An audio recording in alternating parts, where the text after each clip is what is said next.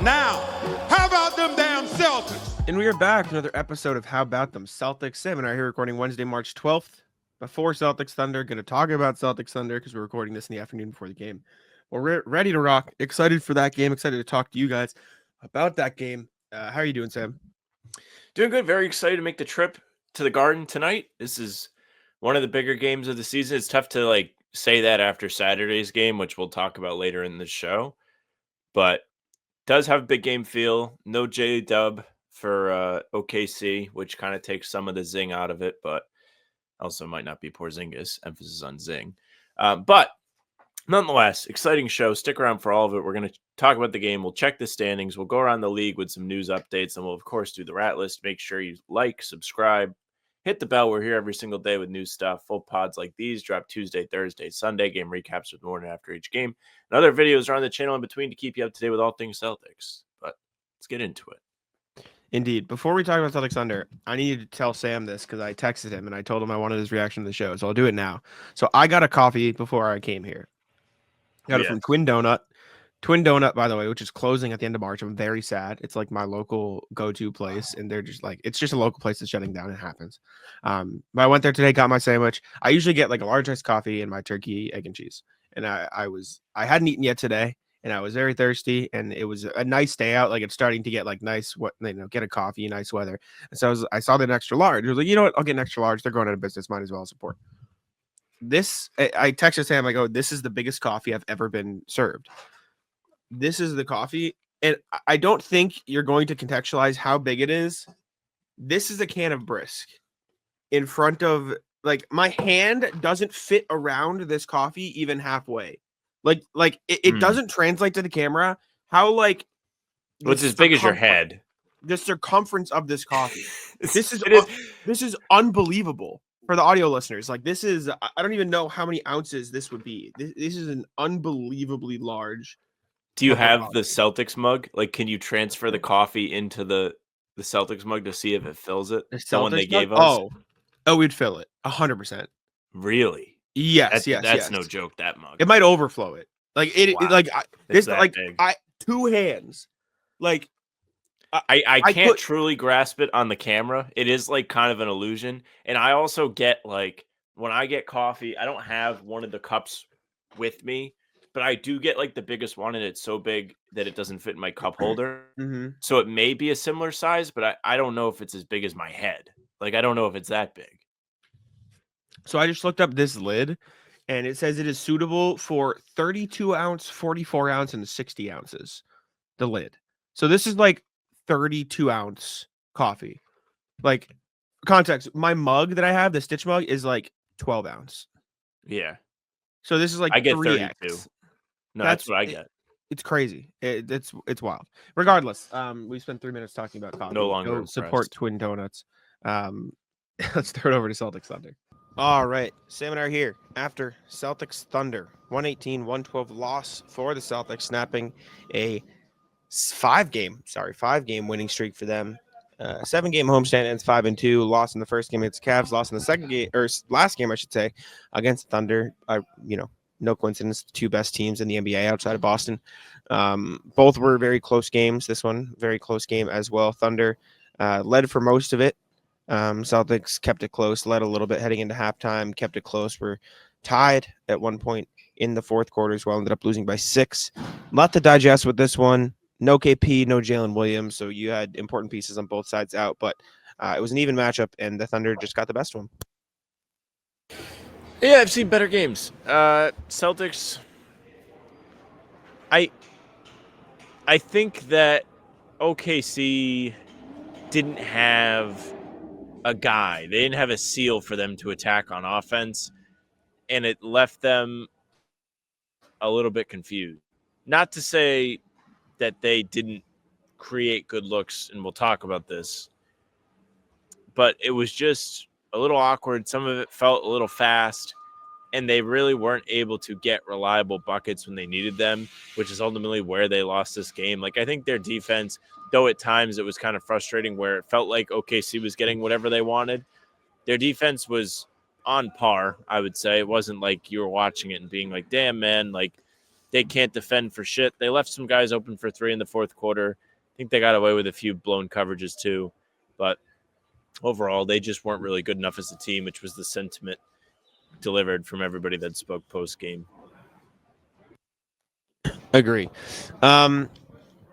I do think OKC has seals that the Celtics can't attack, but they do a good job of not allowing them to be seals. Like, I think Hardenstein can be attacked in a one-on-one situation with Jason Tatum. I think Isaiah Joe can be attacked.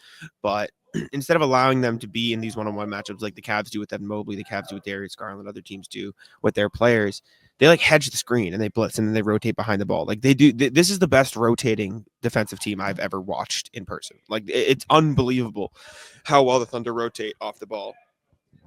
And so when Tatum has it and he drives, yes, he's attacking Hartenstein, but Lou Dort follows him too. Like it's not a one-on-one. They don't create one-on-ones. And so he kicks out to Horford and they get open threes that way.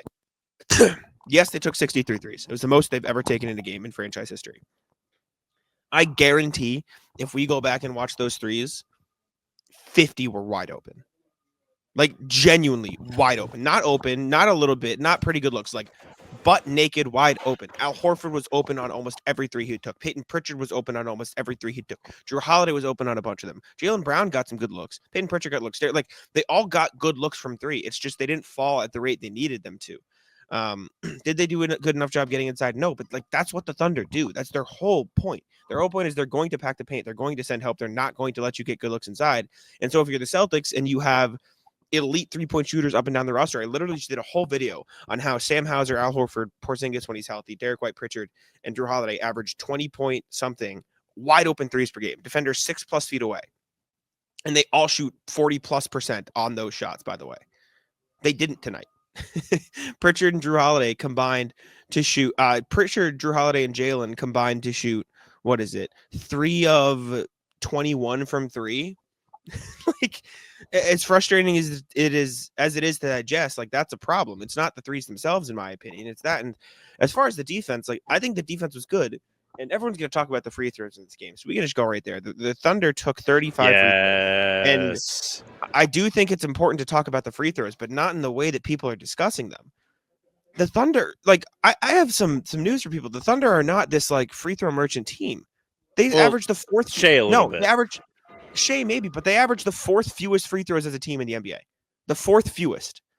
They averaged 20 free throws a game. And Shai only took 2 more than he averages tonight. That's not mathing. The Celtics did a shitty job. 9, and he took 11. Okay. And so that means there are 24 free throws for the rest of the team in this game versus 11 that they usually get. That means they gave up 13 more free throws than they should have. That's not good enough. In a 6-point game, you lose. Like that's just not good enough. The Celtics did a terrible job defending without fouling in this game. They got overbaited by the aggressiveness that the Thunder were playing with at the other end. And are there elements where the Thunder get away with fouling? The Thunder get away with so many fouls, but they set the tone physically so they can get away with the fouls. So like it is what it is. Like you just have to understand that is how it is. But the Celtics got baited into a bunch of fouls, and everyone's going to look at all the Shai clips. It's going to be the merchant. Shai was not the problem. Not even close to the problem. He took 11 free throws. He took 2 more than he does average on every game average. He took 2 more than that in a 6. Like it was the fact that they fouled Isaiah Joe on a 3-point shot. It was the fact that they were fouling inside where they didn't have to. It was the fact that they were out of rotation. It was the defense wasn't good enough. Like people are going to look at the threes. People are going to look at Shai. Like the defense was not good enough in terms of defending without fouling. The Celtics are one of the best teams at defending without fouling in the league, and they did a bad job at that tonight. Like I don't know if it was because they thought they could be more physical than they were, because the Thunder are super physical, and that's a frustrating thing to like mentally, deal with as a team. They just didn't play good enough defense. They didn't defend without fouling well enough, and it's frustrating to watch Shai foul bait the way he does. And like, it was bad tonight. Like the one where he like fell against Peyton Pritchard, like it's embarrassing to watch on some of these, but like it was the 24 other free throws, in my opinion, at least, that mattered more. Yeah. The Shai stuff is fucking brutal. Like I mean, I've always been outspoken about, I don't really think jump shot fouls should be as touchy as they tend to be. I think he did a lot of driving to shoot free throws and taking shots only because he thought he was going to get fouled. I think that's not how you should play, but that's not really the point of this. I think the people online crying refs are pathetic. I think it's like the dumbest possible thing you can do after a loss, even though, like, again, like the Shea thing is something to complain about. But I think beyond that, it's just like it is on the team. Like, sorry, Jalen's 6th foul was stupid. Like, he came crashing out of the corner and like hammered Chet. Like, you have to know you have 5 fouls. And I don't think losing Jaylen at the end of this game was the needle mover either, because he wasn't very good today. But it's just a culmination of plays that are similar to that you're just like, what the fuck, man? Like, the Torrey Craig one was awful. Like, you lose this game by 6 points. That's half the points. That is half the point differential right there. And granted, this game was more than 6 points when it was essentially decided. It wasn't like if that foul doesn't happen, they have a chance to win the game. But that just is something that cannot happen. And whether you think that should have been a foul or not, I would lean in the category of no. You cannot put the officials in position where they can make a call on that Torrey shot. Craig's? Yes. He got his ass. He got him right in the arm. I was sus when I thought at first too, but he hacked him. Regardless, like, it's on the player. Like, that's like the kind of thing when you're playing basketball in rec league or high school or whatever basketball you play. Yes. And the coach is like, just do Statue of Liberty defense, don't fucking move. That is exactly that. And they didn't 100%. Do it. And not for nothing, like, it wasn't just Torrey Craig. Like, Hauser was in his space too. They could have called the foul on either one of them, and it would have been somewhat justified. I think that was a ridiculous play. The Celtics had so many weird marginal things that they fucked up in this game enough to where they lost by a very small amount of points. And it's very frustrating. Like, you had the Tatum tech. You had the 2 plays in the 4th quarter, or maybe it was late 3rd quarter, where they get a break, right? Like, OKC throws the ball out of bounds. They immediately give the ball right back, and OKC scores. They have, I think it was this, maybe it was the Derek White block. They scored a 3. I think they stole the ball and then gave it right back. Oh, yes. They steal the ball. Jaylen does a spin move in transition and loses it. And then OKC gets a free basket. Like, this is the type of shit that just can't happen in a game that is at this level of competitiveness, because it's going to bite you in the end. And I'm sure that they can go back and look at all those moments, just be like, damn, like, we were right there. Even though I will say, like, the whole feel I have from this is they got outplayed. Like, take those moments away. It didn't feel like they deserved to win this game. I think they took more shots than the Thunder. I suppose I could just switch tabs and look at the box score and tell you. There was a long part of this game where they did. Yeah, they took 13 more shots than the Thunder did. Like, they earned, I mean, granted, OKC didn't take as many shots because they got to the free throw line, but they did a good job of trying to give themselves as many opportunities as possible. They just didn't convert on the shots. Mm-hmm. Yeah, I mean, I think what you said is true. There were a lot of moments where it felt like the Celtics messed up. Joe Mazzulla always says, like, you know, everyone talks about the last few minutes of the 4th quarter. Every moment is just as important. 1st quarter, they give up a million offensive rebounds in the first 5 minutes where they should have had stops, right? That's a bunch of points right there. Torrey Craig fouls him a 3-point jump shot. They turn the ball over a bunch in transition when they should have opportunities. They fail to get loose balls. They fight for a rebound on a free throw that neither of them ended up getting. It landed in OKC's hands. Like, there's just small things that they messed up throughout the course of this game that built up. And when it's a 6-point game, even if it's not really a 6-point game, like, even if it's 2-3 possession game, those things matter so much.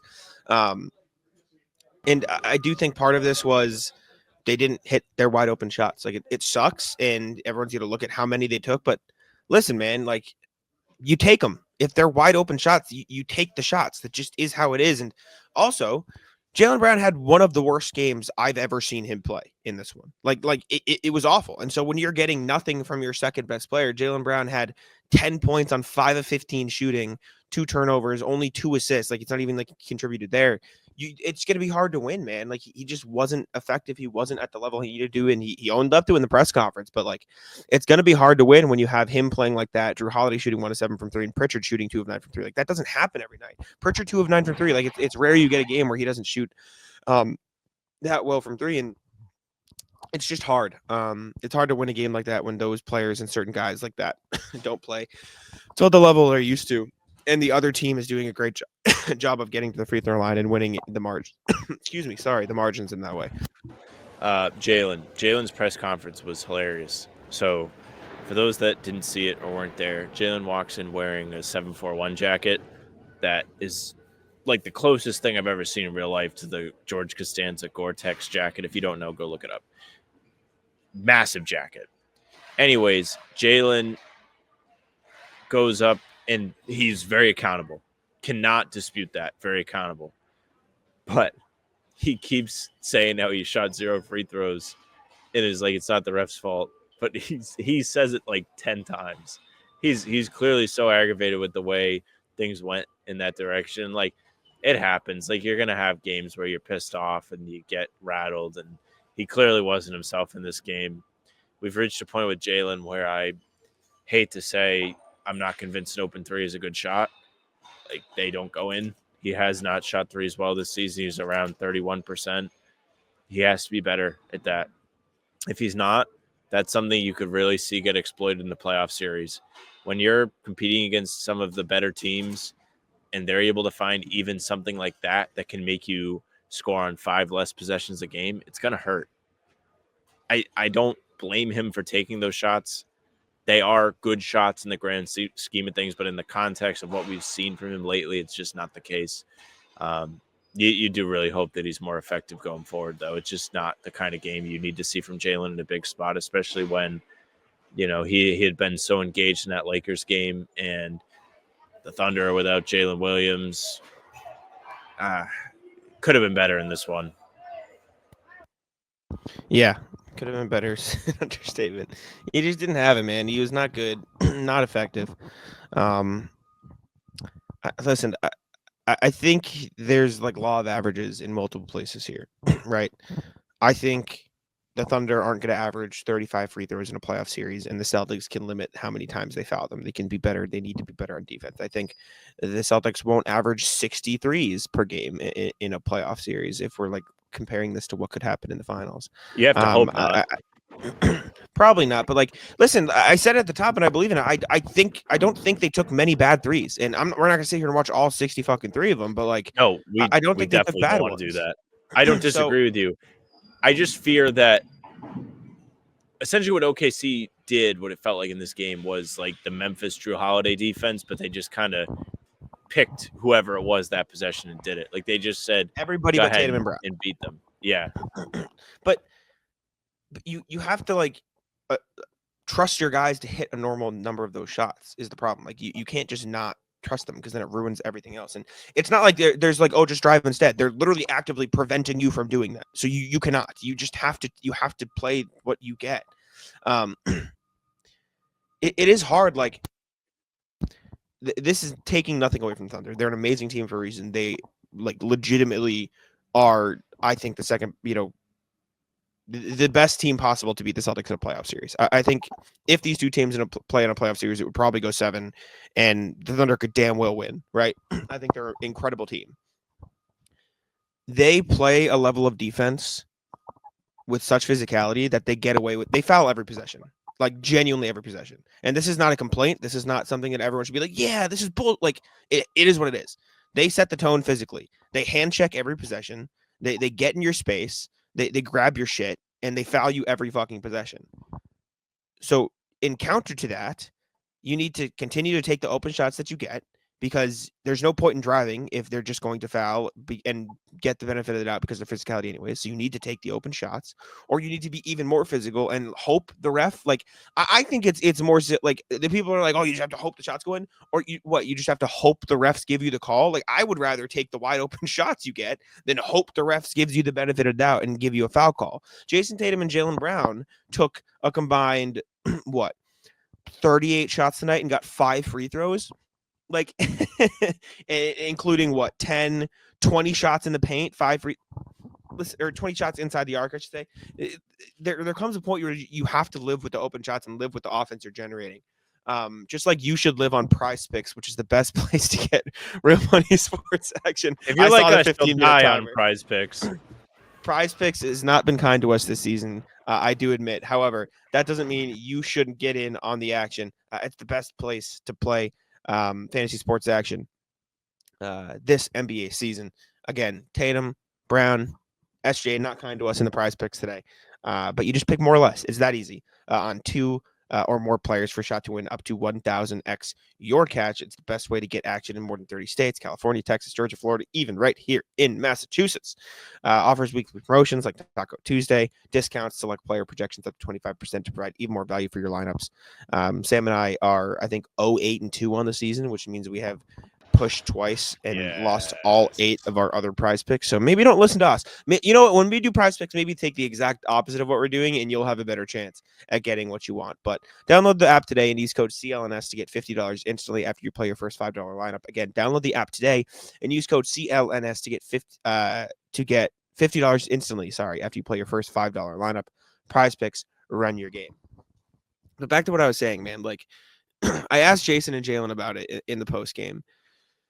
There has to be a balance between quote unquote matching the physicality and playing around their physicality, because it's like it is just what it is. They are not going to get called for the fouls that they sometimes commit. And this is, again, the Thunder are a phenomenal team because they try that hard on defense constantly. So they've earned part of that.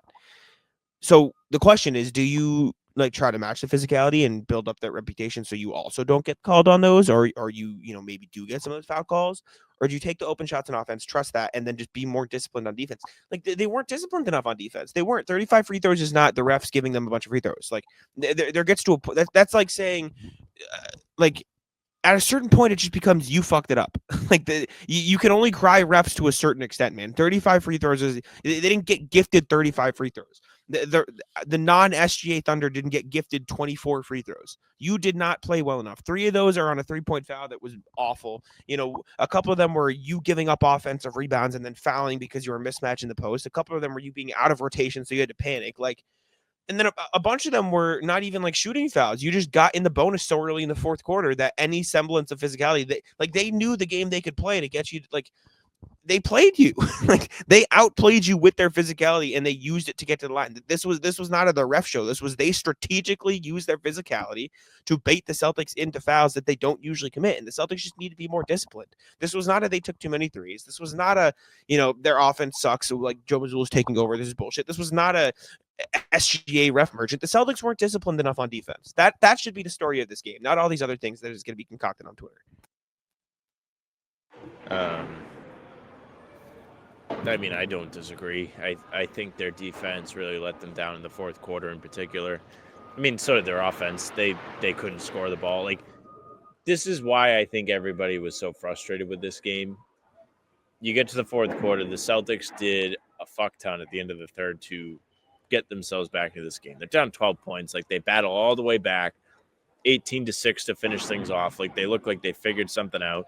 They're 9 of 10 from 2 that quarter. Like, they're really aggressive getting inside. Like, not to say, like, they weren't making the right read the whole game, because, like, I'm not arguing with Jack for those listening. Like, I think that they created a lot of good threes. Like, I wasn't looking at those shots like, damn. Like, there are a few that I was like, oh, you probably could have did a little bit more early in the clock. Like, one pass and shoot a three when you're not really making them isn't my favorite thing. I also thought, in particular, Drew Holiday said, man, do I hate shooting shots at the rim, and passed up a couple, like, looks point blank to kick it out for three. Aside from that, like, I don't have many complaints about the shot selection. What I do have a complaint with is just stalling out in the fourth quarter and getting flustered. Like, they look like they got flustered. They wasted a really long stretch of good half-court defense, and then all of a sudden they were getting caught out in rotations. Like, there was a play where Isaiah Joe, who is one of the best three-point shooters in the NBA, had the entire side of the floor to himself and then got a wide open catch to shoot three. He didn't make it, but Jaylen, who was covering him, was on the opposite elbow when the pass was thrown. That kind of thing can't happen in this game. It can't. You're not going to beat a team that has been so well connected. By the way, OKC not only didn't have J-Dub, they also didn't have Alex Caruso, who's going to be just another guy to be physical and annoy everybody and make threes. Like, he's just as important. He's their Derek White. He's excellent. Yeah. And listen, there's like exceptions to all the rules. There were some plays where the Celtics should not have taken a three. There are some plays where the Celtics probably should have taken a three. I remember Jason Tatum took like a little midi fadeaway over someone, and Al Horford was wide open. Like, there's always exceptions. There are some plays where the refs, exactly. There's some plays where the refs bailed out the Thunder with a bullshit call. There are some plays where the Celtics didn't get a call. There are some plays where the Thunder probably got fouled. Like there's always going to be exceptions, but when you analyze and like digest a game like this, you have to look at like the majority. You have to look at what happened in by and large. And by and large, the Celtics did not play good enough defense. They were not disciplined enough, and they did not hit enough of their open shots. And as frustrating as it is to digest that, instead of saying, just do this, this, this, and this, it's some of the shots didn't fall. If you make 2 more threes of the 63 you took, if you missed 41 threes instead of 43 threes, like in theory the game is tied. And that's obviously not how the game goes, but like by the margins, like that is how slim a margin this game could have been had a couple more shots fallen. Had you not turned the ball over in transition, had you not fouled an Isaiah Joe, like there's moments throughout this game. Like the takeaway from this game shouldn't be, oh my God, the Celtics have no chance against the Thunder series. The takeaway from this is the Celtics didn't do what they needed to do to win in this game. And against a team like the Thunder, you have the smallest of margins to fuck up. And they fucked up well outside those margins in this game, which is fine. It's just you got to then adjust and figure it out moving forward. And if they end up seeing the Thunder in the final, bet your ass Joe Mazzulla will have plenty of film and stuff to go out. So I don't know if there's anything else we wanted to talk about in this game. Individual performances. Al Horford was awesome. Obviously, he had a bunch of threes, and he's cool. But I think this was more of a let's digest and analyze the by and large game rather than the individual performances. So, any final thoughts? Nope. I mean, I'm not like super moved by this. Listen, I'm not saying OKC is not a good team. I think they're very good. I think they're the other top team in the NBA, which is not a hot take. I just don't feel like the Celtics played that well today, or at least they didn't execute well. I don't know, like execution being they didn't make in shots. The moments. They like fucked up in a lot of big moments. It felt like. Yeah, like they just kind of they ran out of gas at the end. It felt like they weren't getting a lot of good shots. There were a lot of stretches in this game where it felt like everything OKC got was easy. Meanwhile, the Celtics were just relying on making threes, which wasn't really happening today. It's just tough when the threes don't go in and you take like a franchise record. It's just a really, really tough thing to walk away from and be like, this is fine. Mm-hmm. It ultimately was like this. The shots were fine. They were open. They weren't forcing for the most part, but there's also like, I don't know, maybe they do try and focus more on going in. I don't know. I don't want to get into that. It's all bullshit. All right. Well, let us know what you think of the game down in the comments, and we'll throw it over to the rest of the show. All right. Time for the emails. Welcome back from the recap. Reminder, as always, you guys can email us at hbtcpod@gmail.com. That is hbtcpod@gmail.com. Imagine we tried a Yahoo account instead of a Gmail. We don't actually have any emails, but we did have something that I wanted to discuss during the email portion, so I won't pull it up. But RJ emailed me and the HBTC account and said, "Morning, Jack. I thought I would forward this on to you if you're checking with your merch vendor. I know they're being shipped out. I know they're likely being shipped out together, so I'm not stressing out." He mentioned that his order got shipped. So if anybody is waiting for merch, it does sound like they are just delayed. So apologies that it's taking so long, Caro. I know if that's not a great update, but hopefully you get yours soon too. If you don't, let me know again, and I will, we'll figure it out from there. But just small update there. No actual emails today, though. There will probably be some after the Thunder game. But let's jump instead to the NBA standings. Not much has changed since the last time we discussed, especially in the Eastern Conference, because that's just the nature of the beast in the East. Beast in the East, is that a nickname? Who is the Beast in the East? I feel like that's a thing, and I'm just like, I think they just put that on like the best team. Beast in the East nickname. Sorry, this is one of the ones where I just look. Beast from the East. Brock Lesnar. When Brock Lesnar was in Japan wrestling, they called him the Beast from the East. That's funny. But anyways, Cavs have officially clinched the division, I believe that is. Clinched division. They'll be in the playoffs, but they clinched their division up top. Celtics 8 games behind them. Knicks 5.5 games behind the Celtics, but 5 games ahead of the Bucks. Cavs, Celtics, Knicks. We've been saying it's going to stay like that. It's probably just going to stay like that.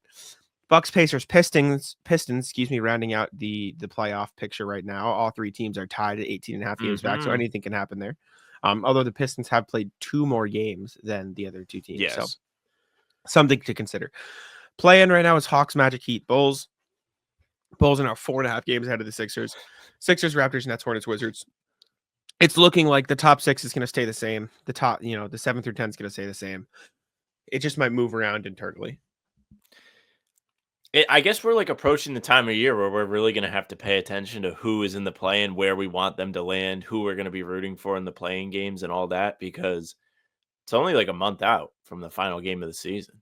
This has gone by really, really fast to me. You said this last time, and I'll just reiterate it again, and I'm sure you were going to say it. There is nobody in the play-in that should strike fear. Nope. Not at all. Also, selfishly, any of these cities would be cool to visit. Including Chicago? Including Chicago. For as cold and for Big Cat. For as cold and windy as it is, Chicago is a cool city. So I'm fine with any of this. Yeah, I've only been to Chicago one time. It would be fun. I think it would be fun. Go to Disney. Yeah. I think that's the number one pick. Yeah. I don't know. I haven't been to Disney since I was like a little kid. Isn't this great NBA standings talk?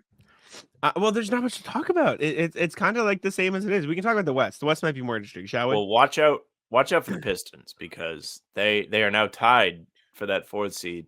And the Pacers-Bucks game had an incredible ending yesterday. I'm sure you saw. Halliburton. Cool. I'd be so mad, by the way, if this happened to the Celtics. I think that is a no call.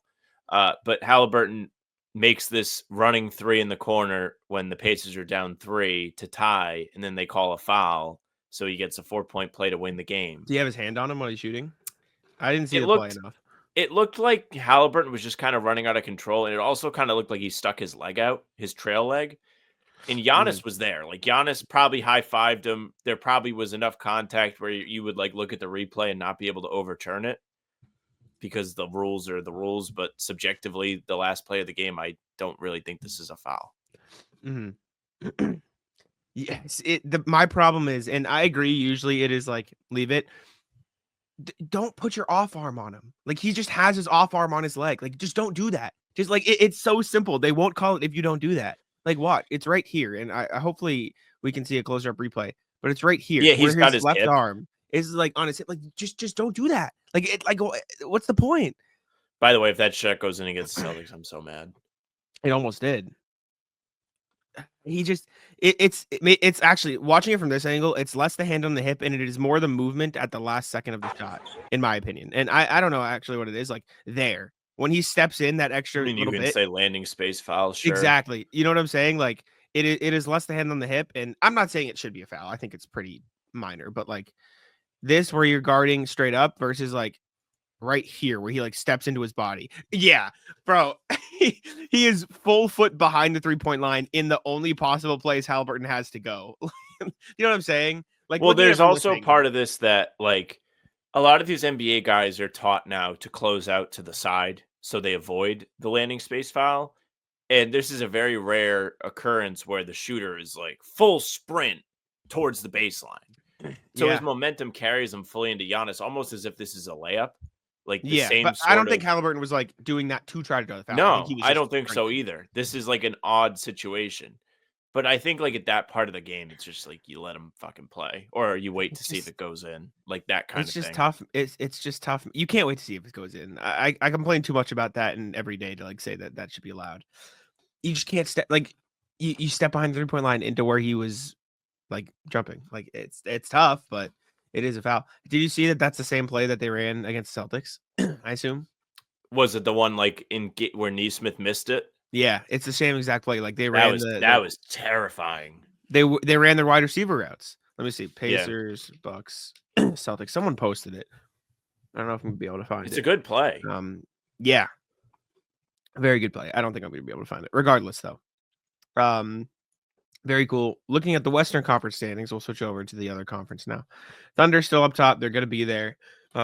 Nuggets have overtaken the Lakers and the Grizzlies. They're 1 game ahead of them. Lakers, Grizzlies are hunting at that top 4. Rockets only a game behind those guys. Warriors still in 6. Wolves, Clippers, Kings, Mavs. Mavs finally got a win again. So they're only a game behind the Kings. They are 2.5 games behind them are the Suns. Blazers are likely just going to miss out on everything. Unfortunately, they had a fun season. And then you got the Spurs, Pelicans, and the Jazz have been officially eliminated from playoff contention before the Wizards, Celtics which is buried hilarious. Indeed. A lot of teams out west playing decent basketball right now. Obviously, OKC has played good ball all season. Denver's overtaken the Lakers. Denver, some of these teams aren't playing that great in their last 10, but they're figuring it out recently, like 3 wins, 5 wins for the Warriors, 5 wins for the Timberwolves. This finish to the season in the West is actually going to be just a bloodbath. Cinema. Beautiful. Absolute cinema. And like it sucks because it just feels like there's a clear drop off, like in the play-in. Like when we first found out the NBA was doing a play-in or thinking about doing a play-in, like there was discussion of like the way it was done in the bubble was if there is a gap that is less than like a game than the 2 teams play or something like I like that. Like that. proposing like a closeness rule for this to actually be a thing. Mm-hmm. While the standings do say Kings close enough to Clippers to incite a play-in, it doesn't really feel like either them or Dallas have the juice to warrant a playoff opportunity. Like, I'm sorry, Really? No. I disagree. I think Dallas, you have a point, but like Clippers and Kings have been playing fine basketball. They're a little cold lately, but I no, think the Clippers are the cutoff. The Kings are, really? I think the yeah. Kings deserve to be in the playoffs, man. I think they're a good team. They're above 500. Like they've had a little bit of a wonky season, but like Levine's been great. Maybe the since rule he's is been there. 500. You have to be above 500 then. I don't hate that. I don't hate that. Like Levine, since getting to Sacramento, is averaging 24, 4-4, or 23, 4-4 on 51-41 splits. Like he's been unbelievable for them. I think they deserve to be in the playoffs. I don't think they're perfect, but like they're 2 games above 500. They're in a little bit of a slump right now, but that's just because I think they play in a tough conference. And so are the Clippers, in fairness. Yeah, exactly. But I think the Clippers are good enough to be in the, like, put it this way. I don't think either of these 2 teams would get swept in a first round series. Yeah, I don't know. I'm not sure. I feel that way on the Clippers. I don't know if I feel that way on the Kings, but I'm not watching the Kings either. I'm not watching every night, but like I think they have enough talent, enough shot makers, enough juice to like I mean, I don't think it would be like they're competing. Like I think they'd probably get 5'd by the Thunders, but it's 5. like I think any I of like them that. would. I like that You as know? a playoff term. You got fucking 5'd, buddy. Exactly. Anyways, moving on from the NBA standings. Some information, some ratings have dropped about Celtics Lakers. Celtics Lakers averaged 4.61 million viewers on NBA Saturday primetime, making the most watched regular season game outside of Christmas games in 7 years, up 92% versus the comparable window. The game peaked at 5.3 million viewers and was the most watched program in primetime on the Sunday. Very cool. Mentioned it at the time that it felt like it was going to be one of those types of games, and it was. Very, very fun thing to see about Celtics Lakers. Yeah, all the people that were crying and complaining about the ratings and saying the NBA sucks now and the game's ruined and they want the post-up ball back. Well, everybody for some reason wanted to see the Celtics shoot a bunch of threes. I don't know why. And I don't know how the Celtics won the game against a team like the Lakers that aren't known for shooting all the threes. Like they play honorable ball. They have LeBron who is shooting post fades from the mid range and Luka who's running around out there sweating. But man, who could ever say or predict that the Celtics would have people that want to watch them? Like it was their fault that the ratings were down back in October. It's because of them. They've ruined basketball. Missoula should be, put in jail for ruining offense and the way everyone plays the game. All the losers that were complaining about the ratings, like they can hold that. That's like it feels like I had nothing to do with any of this. Well, maybe we had like a slight impact on it because we're like, hey, this game's gonna be awesome. And maybe somebody saw something that we said and was like, yeah, you know what? I think I am gonna watch. But this feels like the equivalent of like scoring 50 and just being like, what now? What you got for us now? I think like the NBA ratings thing is valid. Like I do like you can't. There's no denying numbers, right? Like the ratings are down since year to year. I Like think it's just the matter of that doesn't tell the whole story. I think people get so fixated on the TV ratings, yes. the TV ratings, Yes. the TV ratings. who the fuck cares about TV ratings? Like, I get it. And you know who cares? Ad sales. Yeah. Exactly. People who want to buy the product. But like in terms of growing the game, social media, I would argue, is far more important than TV ratings. And maybe that's backwards. I think it's a little backwards because I think it's more important to watch the games. But if we're being realistic, more people are tuning in through social media than on night to night basis watching games. So that's just how it is. Like whether it's people don't have time, whether people don't have attention span, whether it's like kids, like that's just how like it works. And the NBA has the biggest social following of any major American sport by far. Like it's not close. And like the reason the NFL like laps the NBA in all these ratings, at least in my opinion, look at the demographics, bro. The NFL is these 40-year-old like millennials, and the NBA is like tailoring to the younger generation. I'm not saying there aren't younger people who don't like who hate football. Like everyone loves football, right? It is objectively the most popular sport in the US. It just is. It like by far the NFL is the most popular sport. Thing. But you look at social media following, the NBA has done a phenomenal job of cultivating that and doing it that way. Plus, almost every single NFL game is either packaged in a red zone prime time or can be easily viewed on national TV or easily viewed in local markets. NBA is fucked when it comes to that because there are so many games that it's in a million different places and they try to sell it to a million different people. And so that leads to a bunch of people watching illegally, which tanks your ratings. There's just a lot of context that goes into it. That said, very cool to see people tuned in for this one. That is funny. the Stream East ratings were not taken into account by this either. Yeah, I mean the NBA is just such a highlight driven product too. Everybody loves the dunks and ankle breakers and half court logo threes, like the things that you'll see on social. So people are still drawn in by those highlights being on their timeline. It is good to see, like you said, people sitting down for an entire game. An awesome game, by the way. Like from the get-go, a lot of fun. Crowd cared, players ridiculed for caring after the fact, which was excellent. What are we talking about? Then Luka played 40 against the Nets 2 nights later. It was game 7 and they lost. It was terrible to see for them. It made me really sad. They lost to D'Lo, who I don't even know if he played. I doubt it.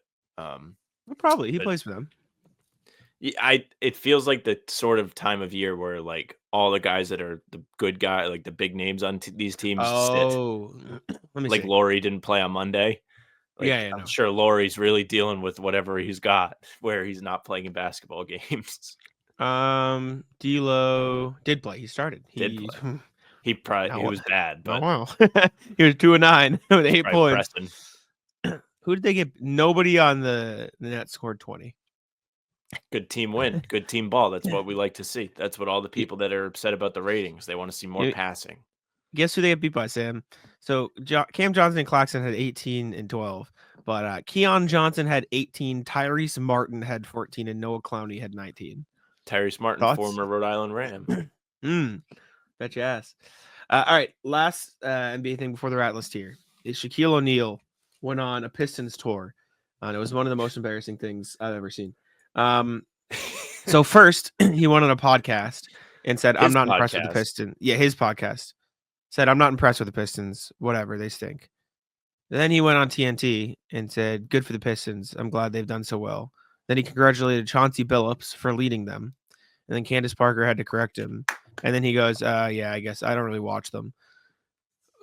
What an embarrassing, like that. You want to know why the NBA ratings are tanking and people don't actually care about the sport itself? It's this fucking idiot. Like when you were promoting this, and listen, I wholly understand that Inside the NBA falls under the Stephen A. Smith, Colin Cowherd arc of they are entertaining. And I understand that as a product. I've enjoyed it before. It's a funny product.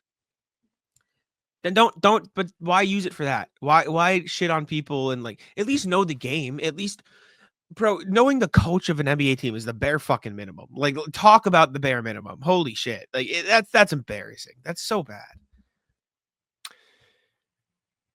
They just Shaq in the face of everybody. Not for nothing, lying about the Pistons. The Pistons have been awesome.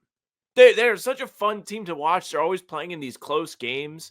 Cade's an exciting young player, like for people to be excited about for years to come. He just made an all-star team for the first time this year. He throws tons of lobs to Jaren Duren. You've got Asar Thompson, who is just, I don't want to say a unicorn type player, but he's impacting the game significantly without really having a 3-point shot. So for the people that hate all the 3-point shooting, like he should be one of your guys. Both the Thompson twins are super exciting.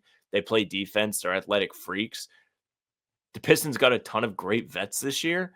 If you like storylines, you had Tobias Harris chased out of Philly with torches and pitchforks, only to go play for the Pistons and have this really good season, be good for the vibes. He's getting all his teammates suits for the playoffs. Malik Beasley has had a 6-man of the year-esque season for them after just getting bounced around like Milwaukee didn't want him. The Pistons are an extremely likable team. They're Isaiah, if you like just the beef, like Isaiah Stewart looking to like fight somebody every game, they have everything. Like the Pistons, like whatever it is you like about the NBA, they have it. They have a star. They have exciting highlight level guys. They have guys that are just looking to scrap. They have good storylines, like everything. They have everything. Yeah, the Pistons are fun. Very, very fun. I'm in. Not to mention Bickerstaff got the fucking shaft from the Cavs after they were eliminated from the playoffs last year due to, one, playing the Celtics, but 2, injuries. And Kenny Atkinson has been very good for the Cavs. I was going to say, I think that worked out for both parties. Yeah. But it at the time, it felt like he got blamed. The classic coach gets blamed, and it was not fair. And unfortunately, sometimes you just need to change somewhere. Yeah. Like, I guess the Kings are an example. They've been better since they fired Mike Brown, regardless of if he's a good coach or not. Although it did cost them De'Aaron Fox, which is ironic. Do you see that stuff? De'Aaron Fox was like, I didn't like that. I don't want to play for how they did Mike Brown. Well, they fired him without having a plan for the next head coach, and he was like, "What the fuck?" And he was like, "I'm out." I actually kind of respect that. Like, yeah, holding the team accountable for just being like, "Your fault, you're fired," instead of like, there's so many other times where we're just seeing the coach like get thrown under the bus, and the players are like, kind of like, there's not too much you can do. Yeah, whether you think Darvin Ham was a good coach or not, like it was clear all of the messaging from the players was, this guy can't coach. He's an idiot. He struggles. Like it's his fault. LeBron and Anthony Davis throwing him under the bus at every possible opportunity. And then he's fired. And listen, JJ has done a very good job this year. Granted, he's gotten a little bit of help with them trading for Luka, and the team's been really good. They were good before that, though. I'll give them the credit. They were fine. But yeah, like, I think it's very respectable that a player actually was pissed that they got rid of the coach, which almost never happens. Yeah. Fair. I lied. One more thing before we go into the rat list here. Did you see the Mark Daigneault thing? I hope you did, but maybe you did. No, I didn't. I retweeted it. So, okay. Worldwide Wob put out a video on it, like a 7-minute video explaining it. We're not going to watch all 7 minutes. This video didn't watch it. Mm-hmm. I will explain it. So, credit Wob. I'll show it here. Like, go listen to his full video. But it is this. So, Nikola Jokic is phenomenal at inbounding the ball quick. Like, he'll inbound the ball, get the ball up the court, and so defense doesn't have time to set, so the mismatches are there, blah, blah, blah.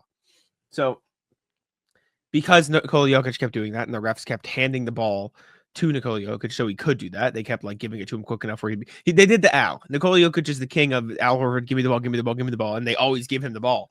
And so then it's like, oh shit, okay, well, what do you want me to do? So Mark Daigneault decides to, I'll hit play here with sound off, so you can see. He does this. Let me find it. He does this. He goes, come here, Dylan Jones, come here, rookie, come here. Puts Dylan Jones, Thunder rookie, at the scorer's table. And Dylan Jones proceeds to stand at the scorer's table for the entire first quarter, or like half of the first quarter. And every time the ball would be a dead ball, there was a made shot, or would go out of bounds, they would have to say, okay, do you want your sub? And Daigneault kept going like, nah, I don't want it. But they have to pause the game to allow him to get the sub in if he so chooses. And so instead of so Nikola Jokic could not inbound the ball quick because they had to stop the game, blow the whistle, and say sub, and he'd be like, "No, it's okay, not yet." And so it's genius. It's a fucking so. I wonder awesome. if we'll see that today because, look at him. Like you said, Horford's like one of the greats of doing this. they gave him a tech for dissent. Daigneault? Or delay a game. Yeah, they gave Daigneault a tech for like delay a game or something. And yeah, they're just keeping the guys in the subs. And they got mad at him. Instead, he's talking. He's like, number 2, you can't do it. There's no rule against it. He like starts getting mad at the refs. He's like, you're giving them the ball so quick to throw it in. Like, what do you want me to do? And then he's like yelling. They gave him a tech. They gave him a delay game. And he eventually conceded. He was like, there's no rule against it. Eventually puts Dylan Jones back to the bench. There's no rule against it. The other thing also, like, he was in the middle of this. He was also arguing for this. This is random, but I saw it in the video. This was called no foul, and it's just maybe one of the worst calls I've ever seen in my life. Just so had him on the arm. It's a hard side made the shot, so it's fine. But regardless, just a funny thing Mark Daigneault did, and kind of I thought it was funny because that's some shit Joe would do. Like, that's why I thought it was funny. Yeah, it would be. But anyways, Rat List, Sam, what do you got for me? Rat List is the Celtics in-game entertainment. So when you go to an NBA game and you are not watching basketball, there's a timeout, something else is going on. The arena, the team put on some sort of production to keep the people in attendance entertained. Celtics have some good ones. They have the players doing like naming cartoon villains or trying to pronounce a random city in Massachusetts and so on. They've got the Celtics dancers. They have the build the cheeseburger game. They have several things. None of the things that they have hold a candle to the perfect pump. Did you see the perfect pump, Jack? Mm-hmm. So the Sacramento Kings had an in-arena segment where they had fans come up and hold the gas pump as if they're pumping gas, trying to get the dollar total exactly to $25. And this guy they had do it, hits it on the nail. Tom, good luck, dude. It might be the best production I've ever seen. Like, I think the entire arena would go berserk for this. Look at him. He just dialed in. So 22, close. 23, 24. He just got a perfect pump, baby. Woo-hoo-hoo. Tommy with the perfect pump. All right, bye. Perfect pump rocks. That was very fun. Like it a lot. I don't know what I want to rat list. I don't have any like good rat lists. All my rat lists seem boring. Like, I went to an event in Dorchester yesterday, a Celtics event, talked to Tillman, talked to Jordan Walsh. It was fun. It was a good event. They were super cool. But all I wanted to do on the tee was like sit down and read. I wanted to read my book. That's like that's like, do you ever like carve out time where you're like, okay, I'm gonna do this during this, like I'm gonna, like, you're looking forward to, like, I was looking forward to chill because it was a long tee ride. It's like an hour where I have to transfer trains because it's in the city and out. No seats. It's just packed train. Couldn't sit, so I couldn't read. So I was just standing there. Like, it was just a pain in the ass. Also, once again, people on packed trains with just no sense of space or common courtesy. Like, this couple gets on the train and I'm standing there. There's no stairs on this Green Line train. I'm just like standing in the gap, like by the doors, and my hand's on the rail right here. And they come and they put their hands like boom, boom on top of mine. And like, I can, like, this girl's backpack is in my chest. I'm like, dude, this train is not basic enough for you to be in my shit like this. And so I have to like shuffle awkwardly to the side out of their way. I'm like, what the fuck are we doing? Do you guys have no sense of like, there's another person there?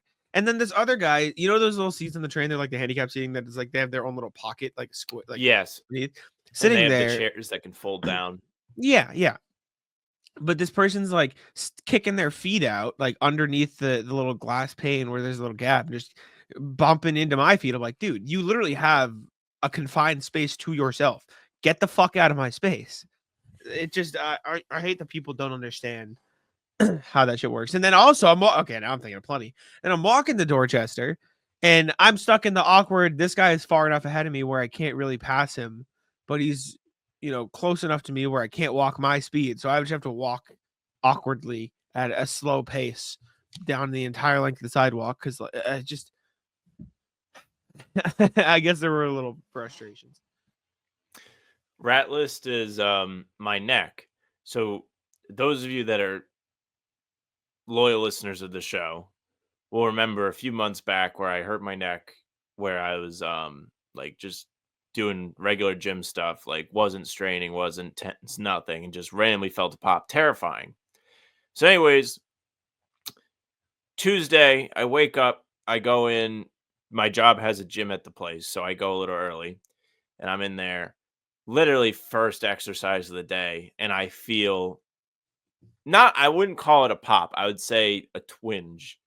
And now I feel like I've just been dealing with a stiff neck for a day and a half. It's nowhere near what it was the first time. The first time I like had to wear like the neck pillow and I couldn't drive because I couldn't turn my head. But it was a very scary moment it was also an awful way to start my day, awful way to start my workout. I finished the workout like a champ and I just didn't strain. I was fine. And I ran and I was fine. But I was like, man, what the fuck? Like, I just cannot stay healthy. But I'm good. I think I'm okay. And I hopefully will not have to leave the Celtics game today because Good. of any back problems. I won't get out of my car and feel like I can't breathe. Good. I don't think I have anything else. I finally got like a package that I was waiting on. It was like supposed to get delivered like March. It was like February 28th to March 3rd. It got delivered today. Yeah. A little late. A little delayed, but it's nice. I got like a hoodie, so I don't have much else though. I think that's all I got for you. So Rat list was my parents went to the game on Monday. So Jack was there for this. I'm up in the 9th floor and I'm like, hey, look, like it's my parents, like they're on the court. And I was like, oh, cool. Like I'll go down and see them. And so I go down there and I get down, come out the elevator, go down onto the sideline, which for those of you that don't know, when Jack and I go to the games, we have press passes, and the press passes allow the two of us to pretty much go everywhere except the court, the locker room, and the hallway where the locker rooms are. And my parents are on the court. So I can see them. They do not notice me. I must have stood there for like 5 minutes before I texted my mom and was like, I'm here. And then she looked around and I had to wave. So I'm just standing there staring at my parents, hoping to be noticed. And it actually felt like every other interaction I have at these games sometimes, like where you're just kind of looking around, like, wonder if I'll like get a head nod or, whatever. And I was like, just chilling, just sitting there. We got it done. I said hello and I went back and I was back in time for pregame. I watched this unfold and I was a second away from texting you just to ask security to get their attention. I was like, you were watching me? Yeah, I was like, this is tough. But it eventually worked out. I like wait. I thought my mom was looking at me like 3 or 4 times and I like waved. I didn't know you were watching. That makes this all so much funnier. And you didn't say a word about it to me. Well, I was about to text you. I'm like, hey, that's security guard. But as I was texting you, I saw them looking around, so I assumed they saw a text or something. You know what is cool? Random. Looking at the NBA standings, the top 6 in the East all have a positive point differential, and the top 10 in the West have a positive point differential. You know what that perfectly makes? A 16-team playoff. Never before it. I never wanted to have the possibility of a Celtics-Lakers first round. I get it, but if there were ever an argument for it, that's a pretty good argument for it. That's all I got, though. You got anything else? No, I'm good. All right. In that case, we can jump on out of here. Appreciate y'all for tuning in. Make sure to leave a like, subscribe to How About Them Celtics, and I'll let Sam take it out. Yeah, thank you very much for listening and watching. Make sure you leave a comment. Tell us what you thought of Celtics Thunder. Leave a like. Hit the subscribe button and the bell. We're here every single day with new content. Full pods drop Tuesday, Thursday, Sunday. Game recaps of the morning after each game. And other videos are on the channel in between to keep you up to date with all things Celtics. You can find all of our live streams here too. We're doing pregame for a half hour before tip. There's game time. I mean, not game time. There's PrizePicks. There's GeoGuessr. You hang out with the chat. It's really fun. Celtics Roundtable is going to be back sporadically throughout this March playoff run. We did not do it yesterday. Nobody was around. Maybe we'll do it another day. We probably just need to start like asking people earlier. That'll probably be the strategy, new strategy. But be on the lookout for that. All of our stuff is on Spotify and Apple too. The pods and game recaps will go right into your feed if you give us a follow. So do that. Leave a 5-star review. We'd appreciate that very, very much because it will help us reach more people. Tell your friends. You do that. Email us, hbtcpod@gmail.com. Let us know what you thought of the Thunder game. I'm sure there's going to be tons of takes on this because it's one of the bigger games of the regular season. Very much anticipated. hbtcpod@gmail. The socials are at How About Them C's. Twitter, Instagram, TikTok. Facebook's the name of the pod. All streams are there. They're on YouTube. They're on Twitter. Jack's Twitter is Jackson1NBA. His TikTok is at Jackson1NBA. My Twitter is at Sam LaFrance. And that's it for us.